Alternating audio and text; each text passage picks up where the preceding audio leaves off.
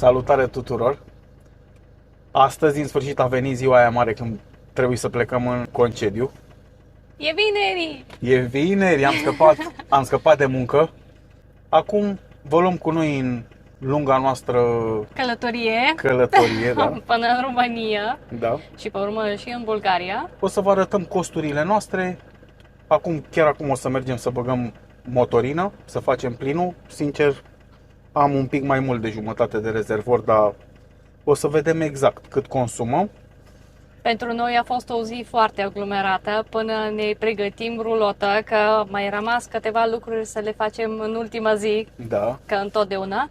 Eu am lucrat până la ora 2:30, pe urmă am luat copiii de la școală și suntem pregătiți. Abia acum, la ora 4:20 plecăm. Noi feribotul avem mâine, la ora 5:20 de dimineață. De la noi de acasă până la feribot avem 5 ore și 20. Dacă am fi plecat mâine direct, am fi ajuns la feribot, eram deja obosiți. Exact. Și așa dormim o noapte pe acolo. Da. Ori putem să intrăm direct în port și să dormim acolo în port. Să Dacă vedem. nu, ieșim afară din port și o să găsim noi. Ne uităm pe Park4Night și o să Exact. găsim ceva să dormim. Și gata cu vorbăria asta lungă. Gata. Hai să mergem. Haide! Am ajuns și la Morrison, la benzinărie, este cea mai apropiată de noi. Băgăm motorină, resetăm de aici kilometrajul și o să vedem la final câtă motorină am consumat și cât ne-a costat. Foarte important.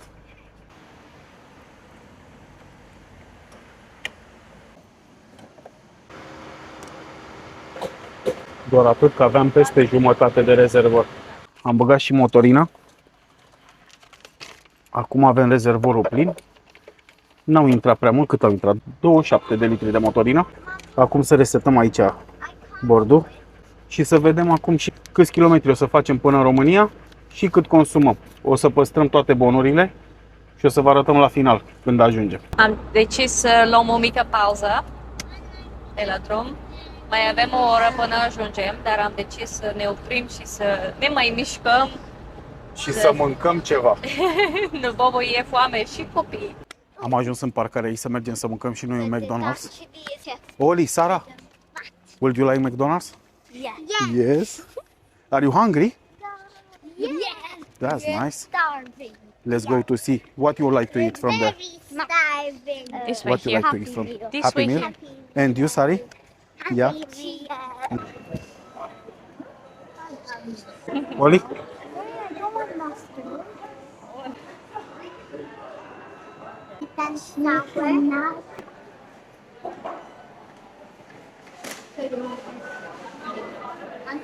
Gata, ne-am luat și mâncarea de la McDonald's. Acum să vedem ce ne lipsește, că în Anglia așa e.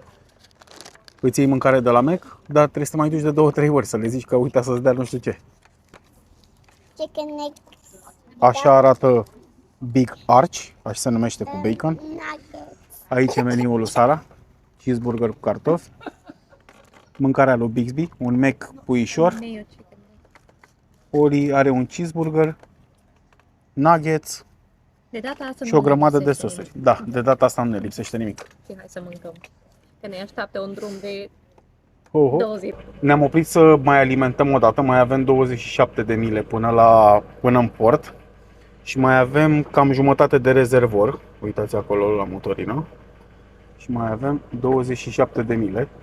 Dar am zis să fac plinul de aici din Anglia când ieșim, nu știu, următoarea alimentare probabil prin Germania sau n-am nicio idee, dar am zis eu că e mai bine să alimentez înainte să luăm feribotul. O să vă arăt și câtă motorină intră și prețurile. De data asta e fost mai mult sete. Am băgat 47 de litri și am plătit 80 de lire. Și acum mai avem 35 de minute. Și ajungem la feribot să vedem dacă ne lasă să trecem. Acum am ajuns în port, dar e coadă și stăm să vedem măcar dacă ne lasă să intrăm înăuntru acolo. Nu neapărat să luăm feribot mai repede, dar măcar dacă ne lasă să intrăm. Dacă nu, bănuiesc o să ne pună să ne întoarcem înapoi și o să căutăm pe Park4Night undeva să dormim. Stop tu, far away. Merci. And Acum ajungem aici la check-in. Mai avem o mașină în față. Mai trebuie să plătim 20 de lire extra ca să luăm feribotul de la 12 și 20. Acum este ceasul 12 și 8 minute. Atunci, dacă s-a întâmplat așa, o să trecem cu ăsta și o să ne oprim să dormim, cred, undeva în Belgia.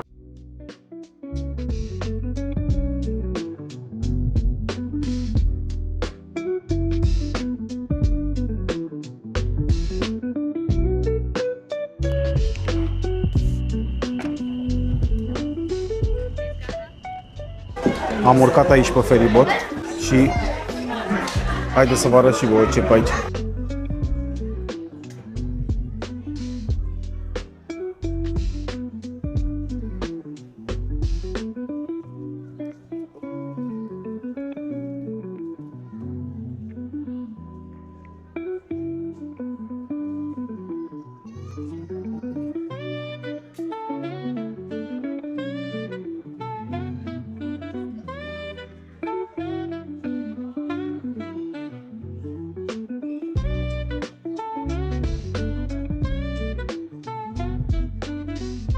Mergi înainte.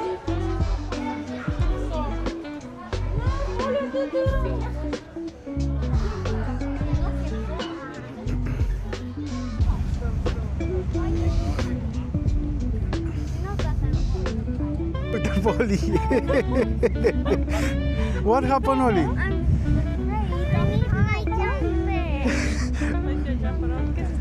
He's very... You want me to push you down and you would have a nice dive?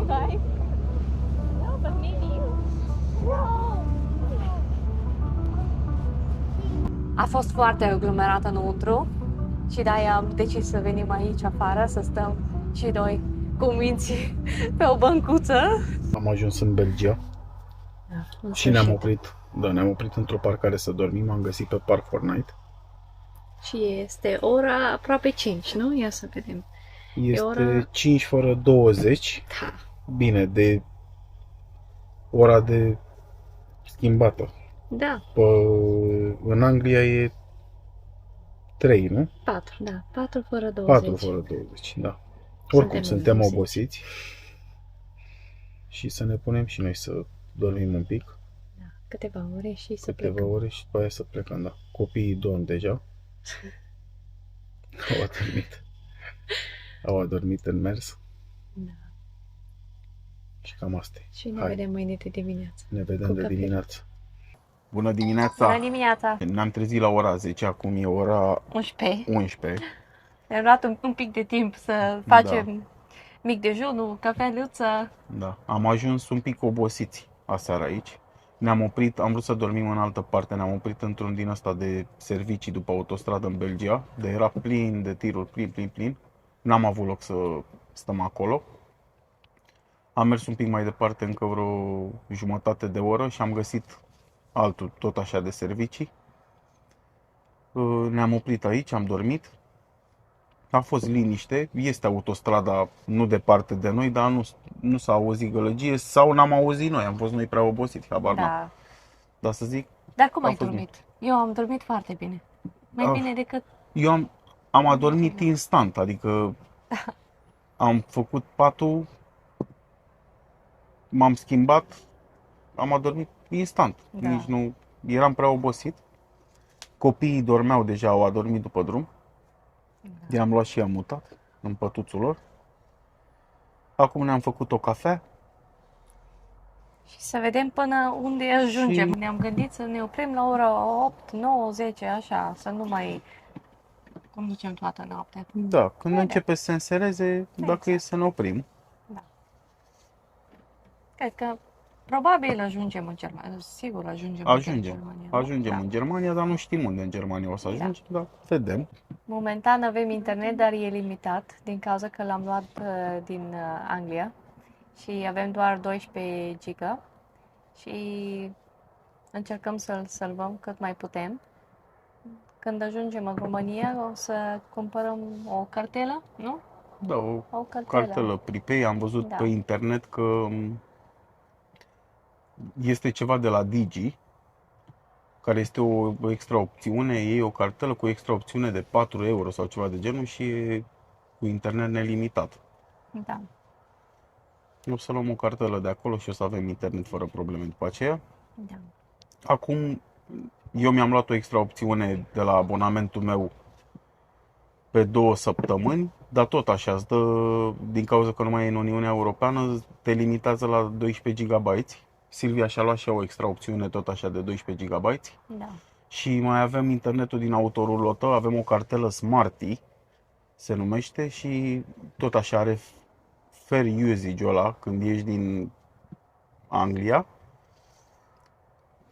tot de 12 GB. Da. Dar măcar e bun că îl avem acolo. Da, exact. Putem să avem GPS, putem să Da, ascultăm muzică muzică, da. pe drum. Da. Dacă avem nevoie de ceva de căutat, putem să ne folosim de el. Bine. Haideți să ne vedem pe drum. Da. Cu motorina care am avut-o înainte am făcut 611 mile și acum am băgat de la Maxi Autohof. Undeva imediat cum ești după autostrada 3 din Germania, la ieșirea 38, se numește Reims. Nu știu, citiți voi aici pe bonul ăsta, dacă înțelegeți voi, dacă știți voi germană, că mie nu prea mi iese cu germana. Și am mai făcut încă un plin de motorină, acum să mergem mai departe. Stați că nu v-am zis, au intrat 54 de litri aproape și a costat 116 euro și 58 de firfirei de ăștia decenți. Și după ce au văzut copiii McDonald's, sigur că au vrut și ei să mănânce McDonald's. Hai să deschid așa. Hei, ce faceți voi? Vreți McDonald's? Iar?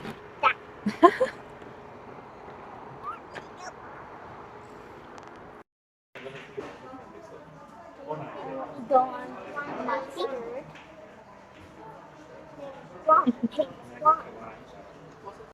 Am mâncat și noi.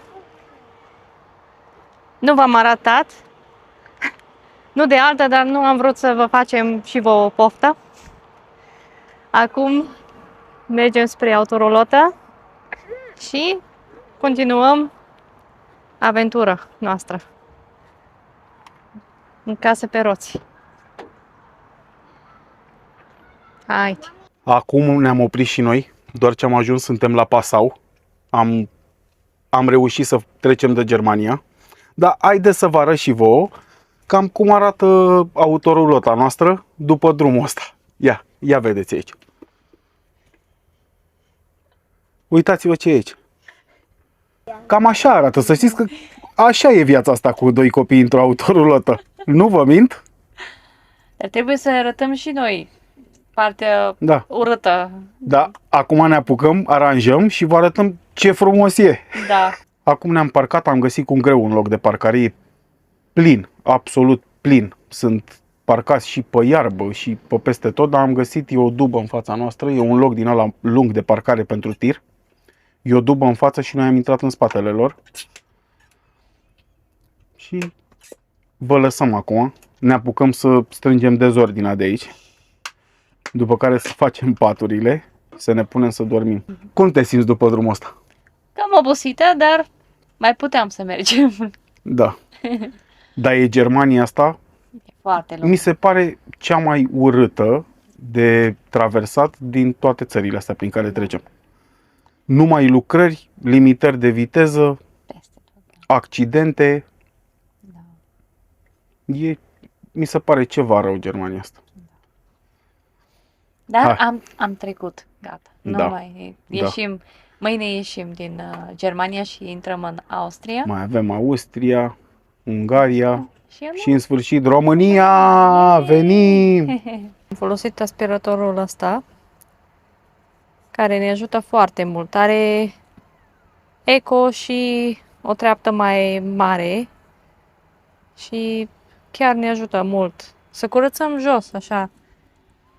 După ce mergem și se face mizerie pe jos, curățăm. Ia uitați-vă cât de bine arată acum.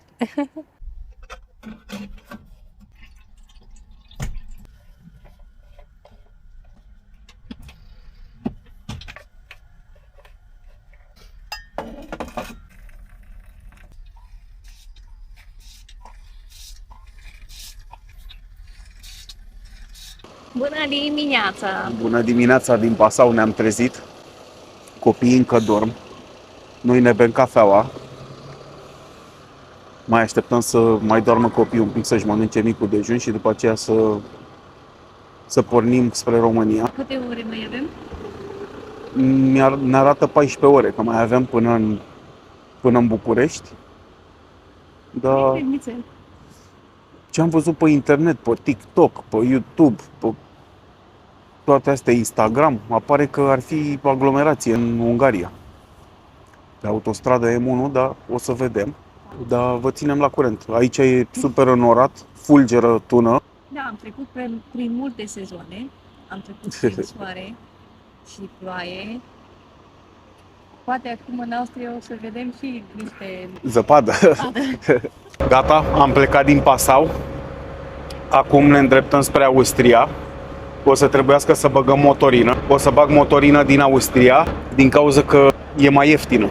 În Germania motorina este 2,60 euro pe litru. Mi se pare destul de scumpă. Și în Austria mai avem până acolo 25 de kilometri și e prețul de vreo 2 euro, dar o să vă arăt exact atunci cum o să fie. Până acum am băgat motorină, practic am consumat 3 plinuri, mai aveam jumătate, pe un pic peste jumătate când am plecat de acasă și ne-am mai intrat de câți bani, Bixby? Când am băgat prima oară? Nu, prima oară. Nu știu, am băgat motorină de vreo 40 de lire, cred. După aia am mai făcut un plin în Dover de 120 de lire și am mai băgat ieri, am mai făcut un plin în Germania care ne-a costat 120 de euro sau ceva de genul, a fost 100 de lire, faptic. Și cu toată motorina asta am mers 938 de mile și mai am un sfert de rezervă, stați să vă arăt. Uitați acolo. Și acum ne îndreptăm să mai facem plinul de motorină o dată din Austria. Vineta din Austria noi am plătit-o online. Ne-am făcut o vinetă pe o zi, decât o tranzităm astăzi. Am ajuns la o benzinărie aici în Austria, în Schuben. Motorina este 1,98. Băgăm motorină și vă zic de cât a intrat. Hei! Bună, Sari! Ce faci? Din calculele mele, așa, cred că avem un consum de vreo 10,5, 11. Ah, deja a sărit pompa, deci cea mai bună mașină. Ah, m-a și scuipat motorina. 60 de litri. Perfect. Am luat și bonul. Uitați aici bonul. Am făcut plinul de motorină și am mers 953 de mile. De acasă până în Austria, exact ce am intrat în Austria, cum am zis. Și mai departe mai vedem.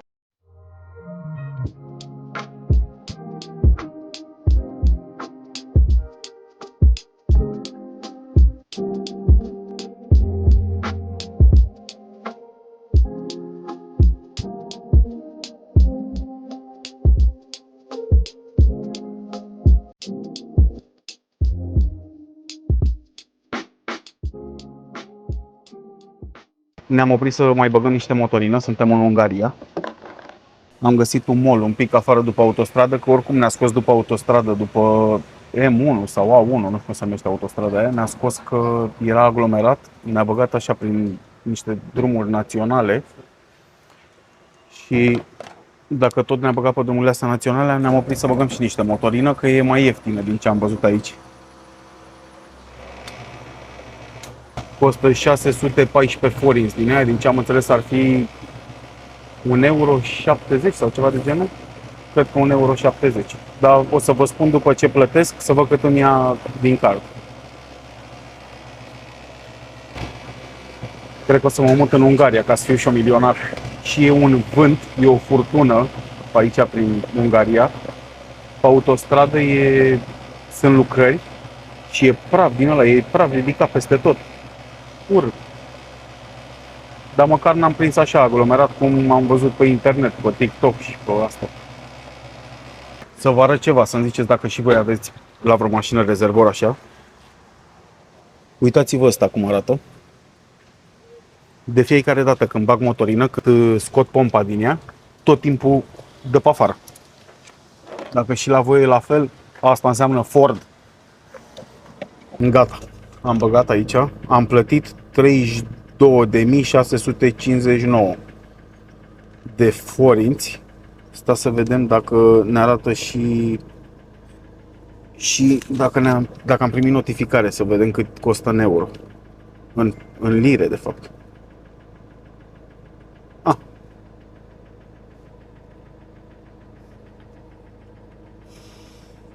Stați așa un pic, fraților. E aici, am de toate. A costat 76,92 de lire. Bun, preț bun în Ungaria. Și în sfârșit am ajuns în România. După 2 zile jumătate de drum. Oh, da. A durat nițel, suntem un pic obosiți, dar e bine, nu? Cum te simți, Bobo? Bine. Da? Nu ești De când obosit. venim cu mașina, acum am dormit cel mai mult. Da. Adică ne-am oprit, am dormit, Da. a fost Chiar a un fost drum bine. foarte bun. Și nu am prins aglomerație pe nicăieri, doar în Germania unde s-a lucrat, dar în rest nu am prins pe nicăieri. Ok, verifică o mașină în fața noastră, să vedem dacă ne oprește și pe noi. Ia să vedem. Ne oprește și pe noi?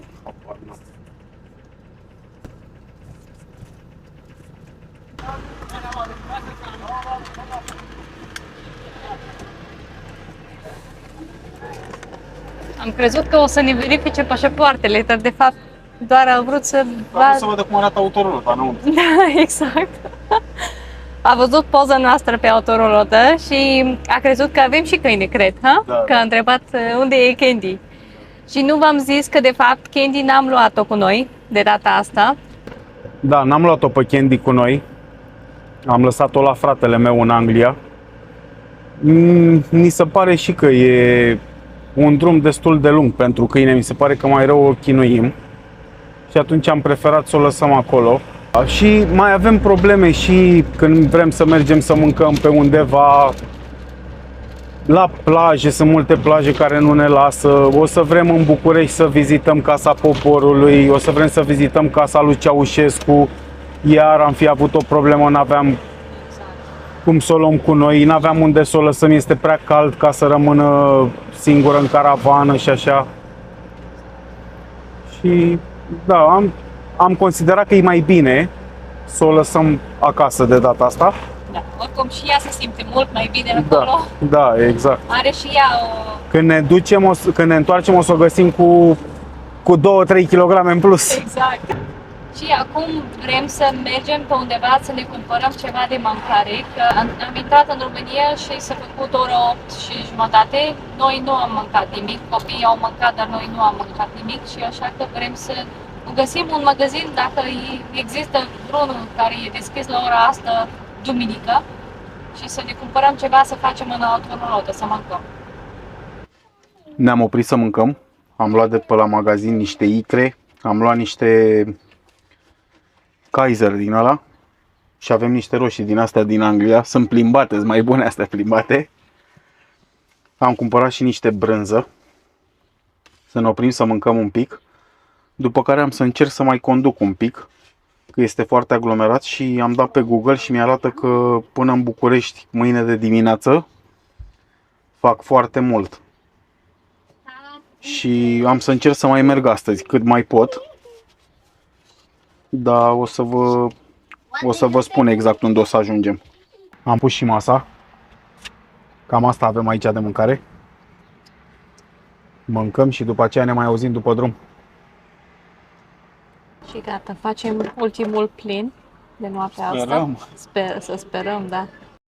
Și în total 537 de lei, 55 de litri.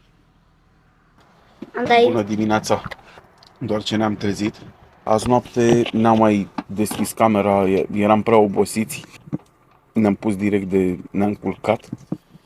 Am ajuns la 40 de km de București. Ne-am oprit să dormim la o benzinărie din asta așa mai mare. Am văzut că era o grămadă de mașini din Anglia, nu mai știu ce era, Germania, toate țările astea. Ne-am oprit și am dormit aici un pic. Acum Silvia face cafeaua. Copiii își așteaptă micul dejun. Și să mergem mai departe.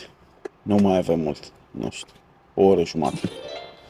Și am ajuns practic și faptic.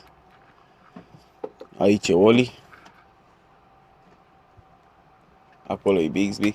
Bună dimineața, abia aștept să beau și eu cafea. Și aici e Sara, care s-a dat cu ruși peste tot. Am plecat din Anglia, era vară. Nu mai puteam de cald, muream de cald. Și am ajuns în București și uitați-vă cum plouă.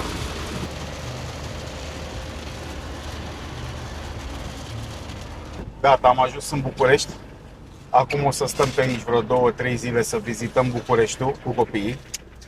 După ce terminăm de vizitat ce ne-am propus prin București, o să mergem La mare! la mare, da. Mergem la mare. Vedem cum o să fie și pe la mare. După aia probabil o să mergem la Silvia acasă, probabil direct de la mare, ca să o luăm, să intrăm pe acolo, pe la mare, să intrăm în Bulgaria. Mai vedem și cum e prin Bulgaria. Da. Mergem și la părinții ei. Așa că nu uitați să dați subscribe, să apăsați acolo pe clopoțel, ne ajută foarte mult. Și un like. Și să țineți aproape pe vlog, că o să mai apară vloguri frumoase, zicem noi, de aici, din România și din Bulgaria. Și vă mulțumim că ați rămas până la final. Pa! Pa!